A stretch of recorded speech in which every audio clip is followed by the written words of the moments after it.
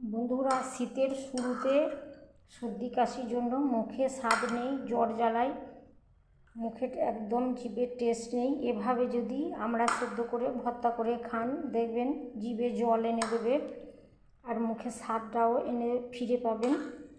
মুখে স্বাদ ফিরে পেতে এভাবে আমরা সেদ্ধ ভর্তা করে খান, দেখবেন অনেকটাই তৃপ্তি পাবেন, মনেও শান্তি পাবেন। ঠিক আমি যেভাবে বানিয়েছি এভাবে একবার বানিয়ে খেয়ে দেখবেন। এখানে আমি ধনে পাতাটা ব্যবহার করিনি, কারণ ধনে পাতাতে এখন প্রচুর পরিমাণে বিষ দিচ্ছে। কাঁচা ধনে পাতাটা স্বাস্থ্যের পক্ষে খাওয়া ঠিক হবে না, রান্নায় ব্যবহার করাটাই ঠিক আছে। যেহেতু এটা পরে মাখা হচ্ছে, হাতে মাখা কাঁচাই ধনে পাতা, সেজন্য আমি ধনে পাতাটা ব্যবহার করিনি। আপনারা ইচ্ছে করলে করতে পারেন। এভাবে অবশ্যই একবার বানাবেন, ঠিক আমি যেভাবে বানিয়েছি। সবাই ভালো থাকুন, সুস্থ থাকুন। আজকের মতো আসি, আল্লাহ হাফেজ। আসসালামু আলাইকুম। রূপা রান্নাঘরে সবাইকে জানাই স্বাগত। আপনারা সবাই কেমন আছেন? আলহামদুলিল্লাহ আমি খুব ভালো আছি। চলে এলাম একটা আমড়ার রেসিপি নিয়ে, চটপটা। এখানে আমি প্রথমে আমড়া নিয়েছি।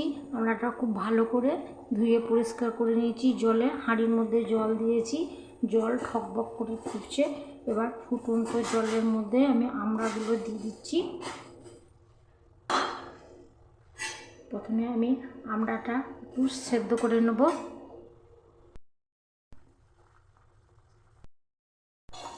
5 মিনিট জাল করে আমি আমড়া সেদ্ধ করে নিয়েছি। এবার একবার চেক করে নেব আমড়া সেদ্ধ হয়ে গেছে, আমড়া ফেটেও গেছে।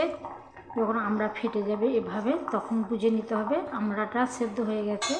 আমড়া সেদ্ধ হতে বেশিক্ষণ লাগে না, খুব সহজে সবগুলো ফেটে গেছে। এভাবে দেখব যখন সব আমড়াগুলো ফেটে গেছে, তখন আমি গ্যাসটাকে বন্ধ করে দিচ্ছি। 5 মিনিট আমি জাল করে নিয়েছি। এবার চেক করে নেব আমড়া সেদ্ধ হয়েছে কিনা। আমড়াগুলো আমার ফেটে গেছে, হাতে টিপছি, নরমও হয়ে গেছে। আমড়া সেদ্ধ হতে বেশিক্ষণ লাগে না, খুব সহজেই আমড়া সেদ্ধ হয়ে যায়। দেখুন সব আমড়াগুলো আমার ফেটে গেছে। এবার আমি গ্যাসটাকে অফ করে দিচ্ছি, ঠান্ডা করে নেব। আমি ঠান্ডা করে নিয়েছি। আর এখানে আমি একটা নিয়েছি বাটি, বাটির মধ্যে তুলে নিচ্ছি।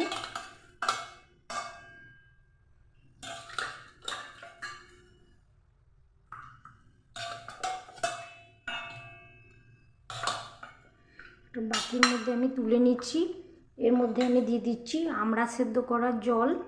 এই জলটা একটু দিতে হবে, পরিমাণ মতোই দিবেন। এবার এর মধ্যে আমি দিয়ে দিচ্ছি ঝালের জন্য কাঁচা লঙ্কা, ঝালটা যে যেমন খাবেন সেরকম দিবেন। এখানে আমি দিয়ে দিচ্ছি স্বাদ মতো লবণ, দিয়ে দিচ্ছি চিনি।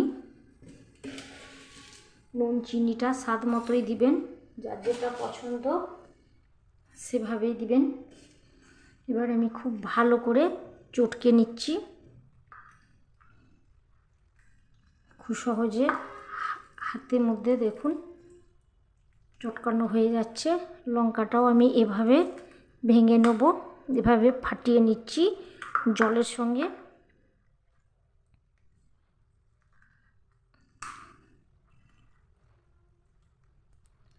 লঙ্কাটা ফাটানো লঙ্কার টেস্টই আলাদা। এভাবে আমি লঙ্কা ফাটিয়ে নিয়েছি। একটা লাল দিয়েছি, কালারটা সবুজ আর লালের কম্বিনেশন, খুব সুন্দর লঙ্কার একটা টেস্ট।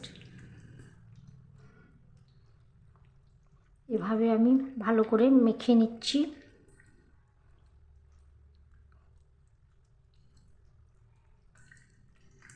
জিভে জল চলে আসার মতো একটা রেসিপি।